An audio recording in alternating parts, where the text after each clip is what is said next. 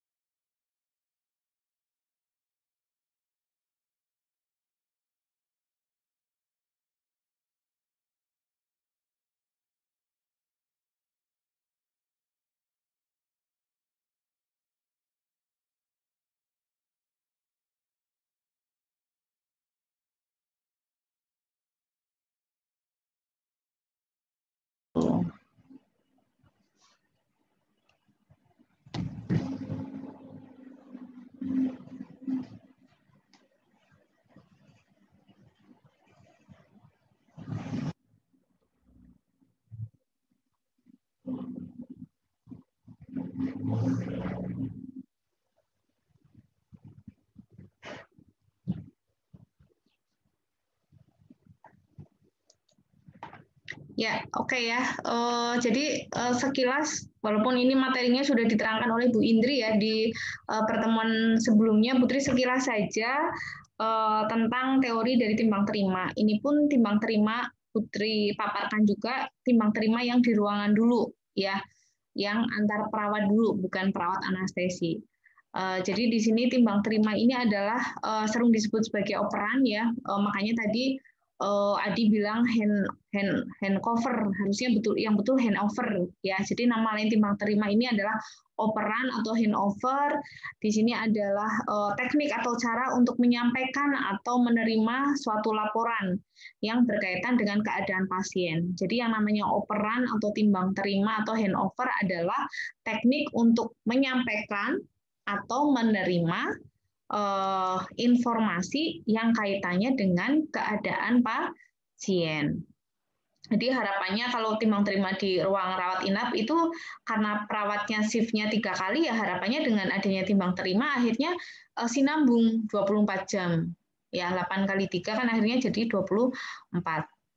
Terus tujuan timbang terima jelas ya untuk mengkomunikasikan keadaan pasien, menginformasikan hal-hal yang penting, terus menyampaikan data-data fokus pasien ya, data apa sih yang bermasalah dari pasien, terus menyampaikan hal yang belum ataupun yang sudah dilakukan ke pasien, menyampaikan apa yang harus dilakukan oleh perawat selanjutnya, dan menyusun rencana kerja untuk dinas berikutnya. Manfaatnya jelas ya, jadi meningkatkan komunikasi antar perawat, terus menjalin hubungan kerjasama dan rasa tanggung jawab. Karena tadi kan ibaratnya awalnya pasiennya di saya, terus lanjut pindah ke Fadilah misalnya, kan berarti tanggung jawabnya berubah dari awalnya ke saya pindah ke Fadilah. Akhirnya kita sama-sama saling untuk menjaga tanggung jawab. Terus akhirnya asuhan keperawatannya 24 jam, terus bisa mengikuti perkembangan pasien ya, paripurna, terus dapat menyampaikan masalah secara langsung bila ada yang belum terungkap. Karena pada saat timbang terima itu memang perawat keliling ke kamar pasien, sehingga pasien bisa langsung ngomong, aku masih pusing loh, misalnya seperti itu. Nah, Ini saya lewati aja karena ini yang ada di ruangan. Jadi pada prinsipnya pada saat perawat melakukan komunikasi timbang terima antara perawat tadi, dia akan menggunakan komunikasi namanya SBAR, dan ini sudah didengung-dengungkan di pasien safety. Sasaran pasien safety salah satunya adalah peningkatan komunikasi yang efektif. Nah, di dalam komunikasi yang efektif caranya dengan SBAR. Situation, S-nya adalah situation, B-nya adalah background, A-nya adalah assessment, R-nya adalah rekomendasi. Saya ulangi, SBAR, situation, B-nya adalah background, A-nya adalah assessment, dan R-nya adalah rekomendasi. Situasi itu berarti diterangkan dulu situasi pasien saat ini. Background berarti kemarin pasien sudah dilakukan tindakan apa. Itu background, sudah diberi obat apa. Assessment, hasil pengkajian kita apa, analisis kita apa. Selanjutnya adalah rekomendasi. Rekomendasi berarti saran kita apa.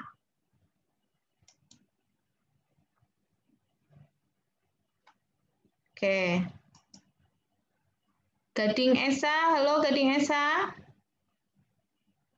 Iya, Bu. Gimana, Bu? Rambutmu semir apa gue? Ya, gimana, Bu? Rambut. Rambutmu semir apa itu? Hitam kuning, Bu. Hitam kuning. Anwar kepriwe? Kemarin bisa ada acara, Bu. Terus? Belum sempat hitam lagi. Bohong, Bu, eta mah gading. Besok kalau saya belum entry nilaimu, saya jawab saya belum sempat entry nilaimu, Mas. Gimana? Apa? Gimana, Bu? Kalau saya ditagih Bu Nova, Putri, kok belum entry nilai Gading Esa, mata kuliah manajemen keperawatan, manajemen kepemimpinan. Terus saya jawab, saya nggak sempet. Gimana?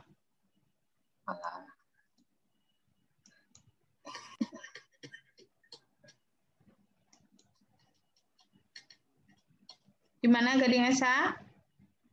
Pertemuan kemarin kayak gitu juga, kuning apa sih, putih kuning? Enggak, Bu. Baru kapan? Baru kemarin ini, Bu.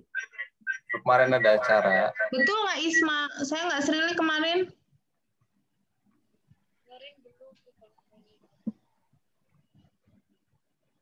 Pertemuan kemarin itu masih hitam, Bu.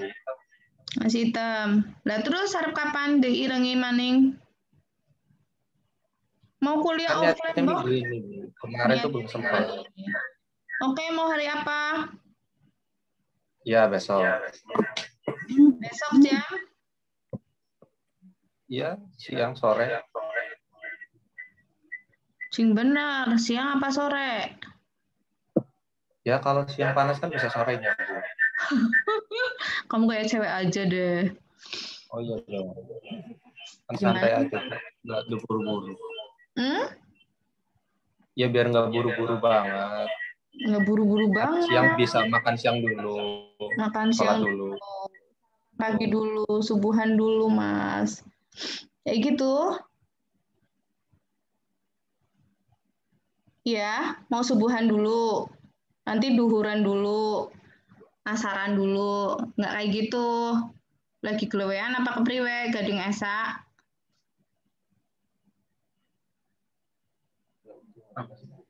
Nggak main-main ya. Ujar-ujar sih.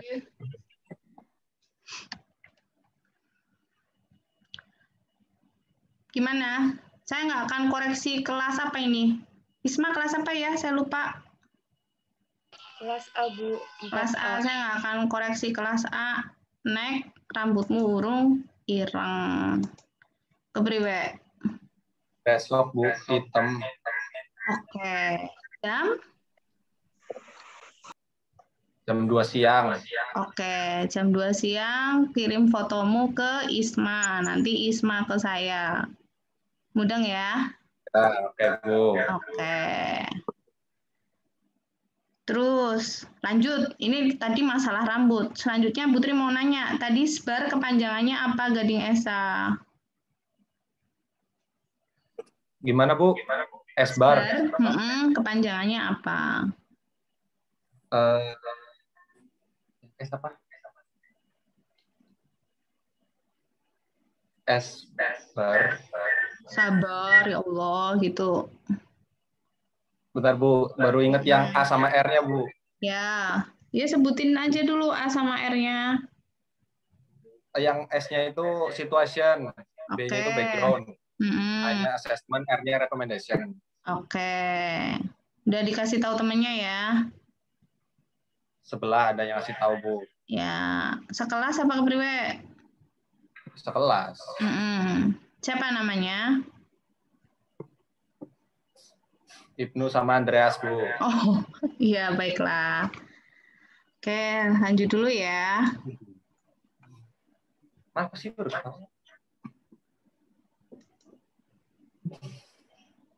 Videonya diaktifkan, saya cek dulu. Oke, halo Jihan. Halo Bu. Ya, oke. SBAR kepanjangannya apa? S-bar. Bentar Bu. S-bar.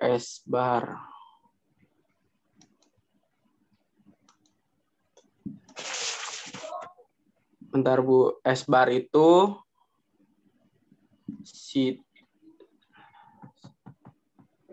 situation, background, assessment, recommendation. Udah Bu. Assessment ya Bu. Biasa. Terus ya, Mas Jihan sudah dikasih tahu ya, ini itu kuliah Zoom, anggaplah kayak mau ke kampus. Ke kampus jaketan. Biasanya jaketan Bu. Biasanya jaketan. Kemejanya ada di kosan Bu.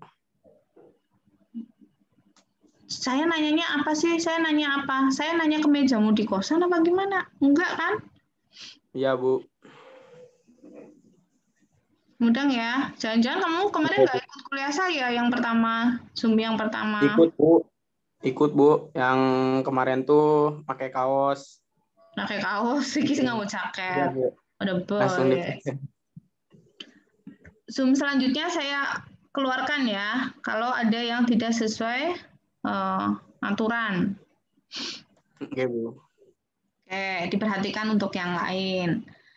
Terus selanjutnya kita ngomong bahwa timbang terima yang kaitannya dengan kalian, dengan perawat anestesi. Jadi timbang terimanya bisa dari perawat ruangan ke perawat anestesi, bisa dari perawat IGD ke perawat anestesi, bisa dari perawat ICU ke perawat anestesi, ataupun dari perawat anestesi ke perawat ruangan, ataupun dari perawat anestesi ke ICU atau HCU ya. Nah, untuk komunikasi perawat di ruang OK sendiri itu menggunakan yang namanya metode switch ya. Jadi ada kepanjangannya di sini. Ada S yang pertama adalah Sargeja. Putri juga nggak pintar bahasa Inggris. Surgical prosedur. Pada prinsipnya di sini adalah prosedur bedahnya. Ya, prosedur bedahnya itu diterangkan. Terus yang kedua adalah wet. Kalau secara ilmiah, secara bahasa, wet itu kan artinya apa? Basah ya. Di sini kaitannya dengan cairan. Terus I-nya adalah instrumen, T-nya adalah tisu atau jaringan, C-nya adalah count. Jadi apa sih ya? Ini kasa, terus benang, jarum berapa yang dihabiskan pada saat operasi. Terus hanya adalah apakah ada pertanyaan. Jadi kalau yang di sini bukan operan, tapi lebih ke operannya tapi antar perawat. Mudah nggak? Misalnya antara perawat sirkuler 1 dengan perawat sirkuler 2. Perawat instrumen 1 dengan perawat instrumen 2. Perawat anestesi 1 dengan perawat anestesi 2. Ketika memang rumah sakitnya membuat jadwal shift. Kalau beberapa rumah sakit perawat anestesi atau perawat instrumen kan dia misalnya ada operasinya, misalnya sampai dia harusnya shiftnya sampai jam 9, tapi ternyata operasinya sampai jam 10, ya dia selesaikan sampai jam 10, sehingga memang jarang terjadi operan antar perawat instrumen atau perawat sirkuler, antar perawat sirkuler ataupun antar perawat anestesi, karena dia menyelesaikan ya. Tapi ketika rumah sakitnya kok misalnya perawatnya cuma sampai jam 8, oh ternyata masih ada operasi dan itu bisa dioperkan, ya dia akan operan, tapi nanti metodenya dengan switch ini. Yang pertama adalah penjelasan operasinya, ya, jadi diagnosa pasien apa, terus prosedur operasinya itu yang termasuk operasi besar kah, operasi kecil kah, operasi menengah kah. Terus selanjutnya adalah penjelasan tentang pasiennya itu ada alergi apa, status kesehatannya bagaimana. Terus apakah butuh X-ray atau CT scan atau yang lain. Terus selanjutnya adalah terkait dengan cairan. Cairan juga diinfokan di sini. Pasien itu dapat infusan apa, dapat irigasinya apa. Terus ketika pasien mengalami perdarahan itu berapa cc, urin yang keluar berapa cc. Ya. Terus selanjutnya instrumen ini di sini ketika pasien dioperasi dia pakai instrumen bedah apa? Misalnya ini instrumen untuk mastektomi misalnya. Pasien memakai satu instrumen mastektomi. Terus selanjutnya tisu atau jaringan. Pada saat pasien dioperasi, ada nggak sih jaringan yang diambil? Ada nggak sih spesimen yang diambil? Terus ketika nanti jaringannya diambil, dia tipenya tipe yang hanya misalnya kayak swab ya, cuma dicutik terus ditaruh, atau harus si spesimen tadi harus dibekukan atau harus dikasih didinginkan di lemari pendingin misalnya. Itu dijelaskan pada saat handover. Terus kondisinya adalah terkait tadi alat-alat detail ya, jarumnya berapa, benangnya berapa, kasanya berapa, ini disampaikan juga. Terus terakhir pada saat saya mengoperkan ke perawat instrumen yang lain, misalnya, kamu ada pertanyaan nggak terhadap apa yang saya jelaskan? Gitu ya, karena memang pada prinsipnya pada saat timbang terima itu memang harus detail. Ketika yang satu belum mudeng itu harus diklarifikasi, harus divalidasi. Ini contohnya, misalnya timbang terima antar perawat sirkuler ya, perawat sirkuler satu ke sirkuler yang satunya. Di sini kan tadi S-nya adalah cerita ya, pembedahannya apa? Oh, ini adalah operasi mastektomi sebelah kanan, ya. Terus pasien ada alergi penisilin. Terus ternyata pasien itu dapat misalnya irigasi NaCl, ya. Terus habis itu misalnya instrumen yang digunakan dia menggunakan 2 set instrumen mastektomi. Terus jaringan yang diambil dari payudara sebelah kanan, terus nanti akan dikirim ke patologi, ya. Yang ini nggak perlu di kamar pendingin kan, misalnya dia hanya diusap terus ditaruh di wadah kayak gitu, terus dikirim ke lab.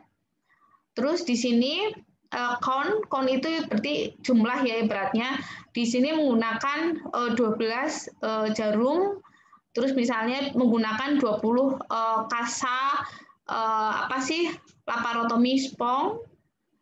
Terus hanya misalnya kan tadi apakah ada pertanyaan? Terus misalnya kalau nggak ada ya nggak apa-apa, kalau ada ya apa yang ditanyakan. Ya. Oke, terus pada prinsipnya kalau operan tadi antar perawat, misalnya saya perawat ruangan, terus pasiennya mau dioperasi di kamar OK, saya ngoper ke Adi misalnya.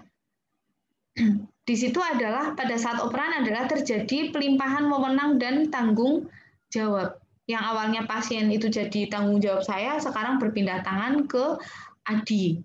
Jadi tanggung jawabnya Adi, sehingga informasi apapun harus detail ya. Contohnya apa? Misalnya adalah yang pertama disampaikan jelas ya, alergi.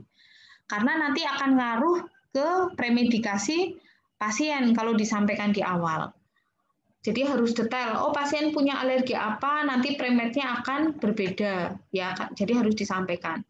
Terus jelas perawat ruangan itu harus terkait dengan pasien safety. Sasaran pasien safety adalah tepat lokasi, tepat pasien, tepat prosedur pasien yang akan dioperasi.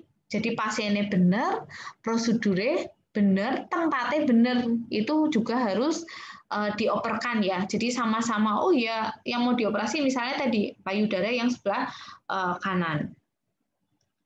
Terus nantinya pasien OK pun, perawat anestesi pun dia akan mengoperkan pasiennya ya, entah itu mau dibawa ke ruang rawat inap ataupun dibawa ke ICU, dan ini tergantung pada skor-skor untuk apakah pasien boleh dipindahkan ke ruangan yang lain atau tidak ya. Ada, kalian pasti udah belajar tentang ini, ada skor Aldred skor untuk pasien pasca operasi. Nanti pasien akan dilihat aktivitasnya, pernapasannya, tekanan darahnya, kesadarannya, dan warna kulitnya. Kalau nilainya mencapai 10 berarti dia sudah boleh pindah ruangan ya, boleh keluar dari ruang recovery room. Ada juga Bromide score ketika pasien mendapatkan anestesi spinal ya. Kalau skornya kurang dari 2, dia sudah boleh pindah ke bangsal. Kalau pada anak-anak ada Stewart score, dia dinilai dari tingkat kesadaran, pernafasan, dan motoriknya. Oke, saya rasa itu. Oke, selanjutnya tadi ada pertanyaan untuk Adi. Silakan Adi berusaha menjawab dulu.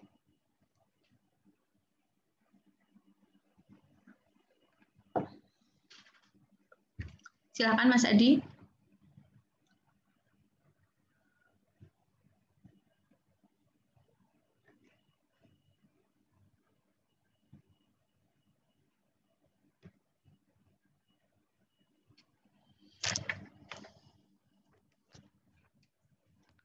Halo Adi.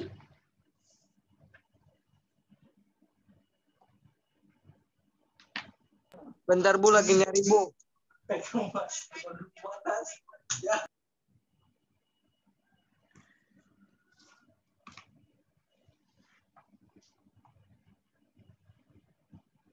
Ya, sambil menunggu Adi, sambil saya lihat dulu.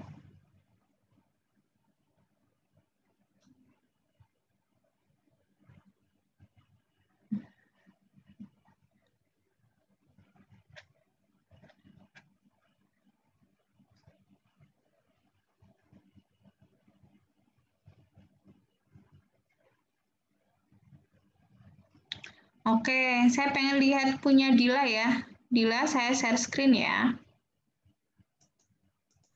Ya, Bu.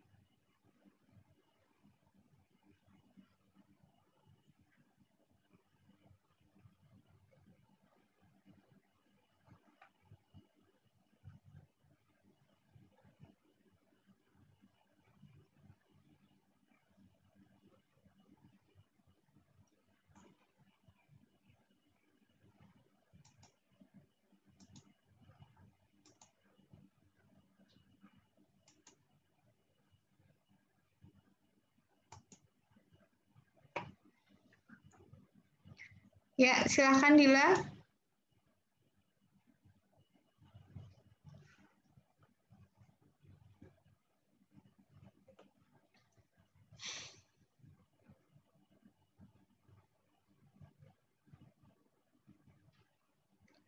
Di unmute dulu, Mbak. Maaf Bu, lupa. Yang dibahas observasi serah terima pasien di ruang pemulihan. Abstrak. Periode segera pasca operasi adalah penting karena pasien pulih dari gangguan akut akibat gangguan pembedahan dan anestesi. Komunikasi yang tidak lengkap atau tidak benar antara ahli anestesi dan perawat unit perawatan pos anestesi selama proses pemindahan dapat menyebabkan kesalahan klinis yang berbahaya. Literatur yang memeriksa serah terima dari ruang operasi ke unit perawatan pos anestesi langka.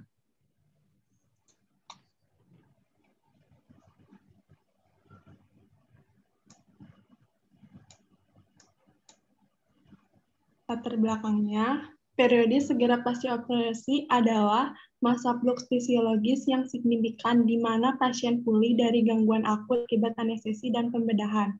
Setibanya di unit perawatan pos anestesi, pasien dievaluasi ulang oleh ahli anestesi yang kemudian memberikan laporan lisan kepada perawat yang bertanggung jawab.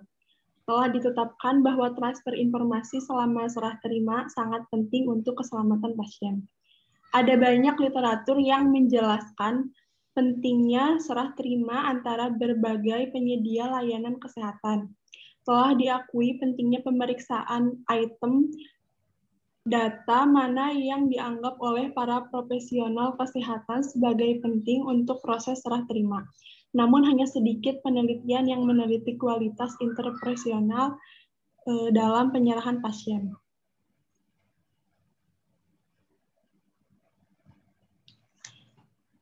Tujuan penelitiannya yaitu untuk memeriksa praktek serah terima saat ini antara ahli anestesi dan perawat di RR.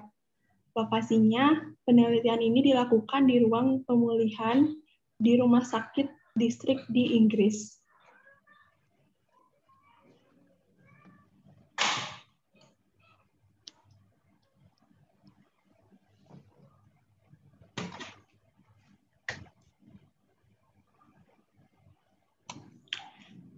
Metode penelitiannya yaitu observasi dilakukan secara praktik non-partisipan dan wawancara mendalam dengan praktisi yang bekerja di ruang pemulihan di sebuah rumah sakit di Inggris dan menggunakan metode kualitatif untuk menganalisis transkrip yang dihasilkan.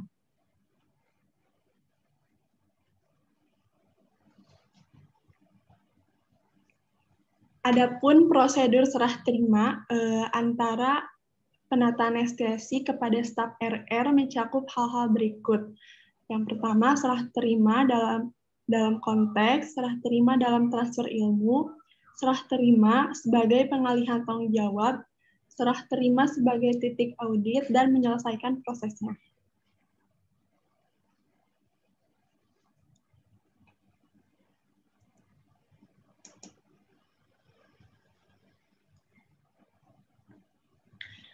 Pembahasan.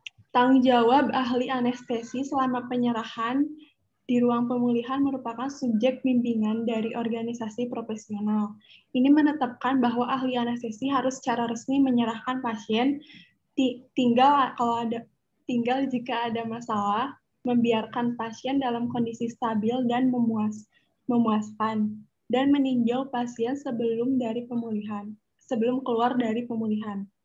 Serah terima interprofesional bukanlah transfer tanggung jawab yang sederhana. Beberapa tanggung jawab memang dialihkan, tetapi beberapa didelegasikan. Dan yang lainnya dipegang oleh ahli anestesi yang pada akhirnya bertanggung jawab selama pasien tetap berada di ruang pemulihan. Karakter informal dan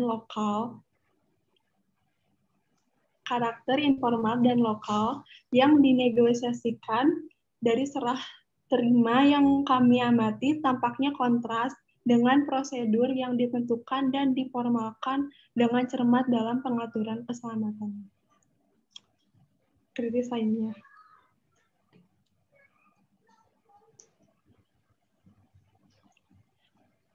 Dalam studi ini, timbang terima mencapai 3 tujuan, yaitu yang pertama, memberikan kesempatan untuk menyampaikan pengetahuan ahli anestesi tentang perawatan perioperatif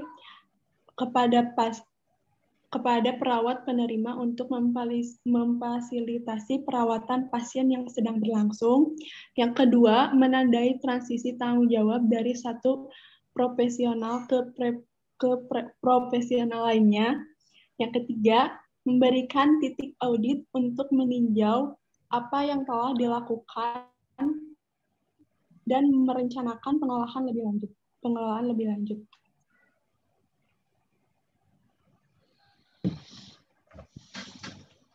Hasil penelitiannya, peneliti mengamati sekitar 45 penyerahan yang terjadi antara 17 ahli anestesi dan 15 perawat di ruang pemulihan di ruang operasi. Ini terjadi di lingkungan yang digerakkan oleh peristiwa tekanan waktu dan rentan terhadap gangguan bersamaan. Ahli anestesi dan perawat seringkali memiliki ekspektasi yang berbeda tentang konten dan waktu transfer informasi. Titik di mana pengalihan tanggung jawab pasien terjadi selama proses serah terima bervariasi dan bergantung tidak hanya pada kondisi pasien, tetapi juga pada hubungan profesional antara perawat dan dokter yang bersangkutan.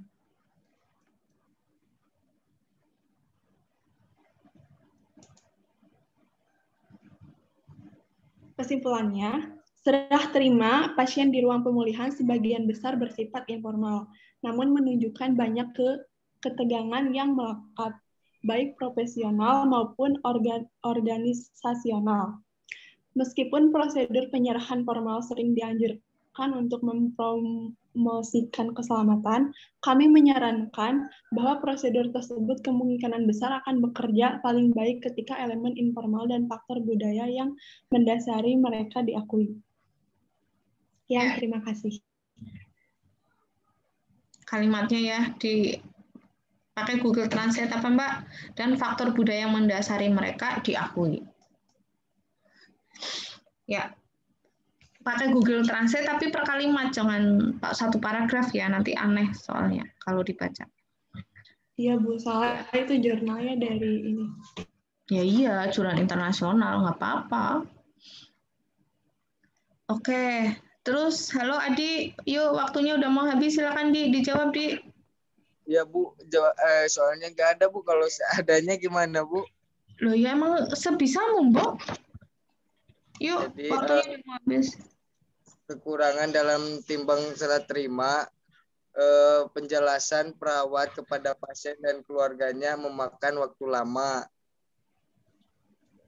Terus tidak adanya SOP dan sosialisasi atau pelatihan yang tidak ada oleh pihak rumah sakit kepada perawat untuk timbang terima pasien secara format khusus untuk laporan timbang terima pasien.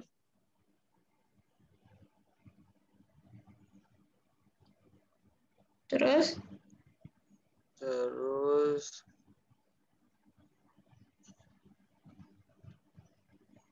kehadiran dan kesiapan kedua sip dinas dalam timbang terima pasien, ketetapan waktu dalam dalam timbang terima, kesediaan format laporan timbang terima.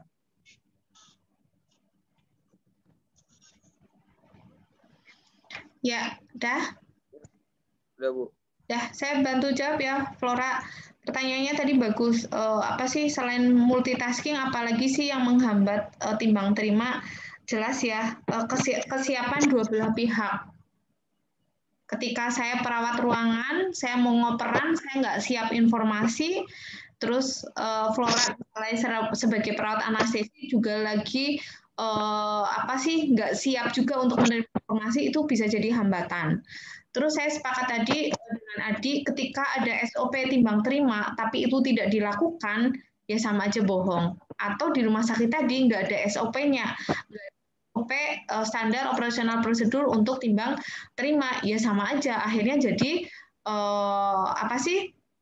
timbang terimanya jadi nggak efektif. Terus dampak ketika timbang terima nggak efektif apa? Dampaknya ya jelas ke pelayanan asuhan ke pasien. Yang jelas yang pertama, pasien jadi nggak selamat, ya beresiko mengalami tadi salah operasi, salah pemberian premedikasi. Karena tadi misalnya sebenarnya pasien ada alergi, tapi nggak disampaikan, akhirnya ya jadi pemberian premedikasi yang salah ke pasien. Akhirnya pasien jadi nggak selamat. Gitu ya, dampaknya itu. Ke pasien jadi nggak selamat, nantinya ngaruh ke kepuasan pasien yang pada prinsipnya akan mempengaruhi pelayanan keperawatan dari anestesi maupun dari perawat secara umum. Gitu ya. Ya, Bu. Oke, Isma nanti tulis ya temanmu yang tidak hadir. Ini waktunya sudah habis, kurang dari 1 menit. Terima kasih, semoga bermanfaat. Pertemuan selanjutnya yang tadi ada PR, kaos, rambut, harapannya di pertemuan selanjutnya nggak terjadi. Gitu ya. Oke, terima kasih. Saya akhiri. Wassalamualaikum warahmatullahi wabarakatuh. Waalaikumsalam.